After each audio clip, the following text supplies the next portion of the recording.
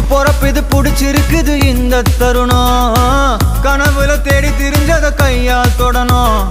எது நடந்ததோ அதை மறந்து நீ தொடரு பயணம். இனி இனி வரும் பொழுதுகள் தீராதே கொண்டாட்டம். ஏலோ புல்லேலோ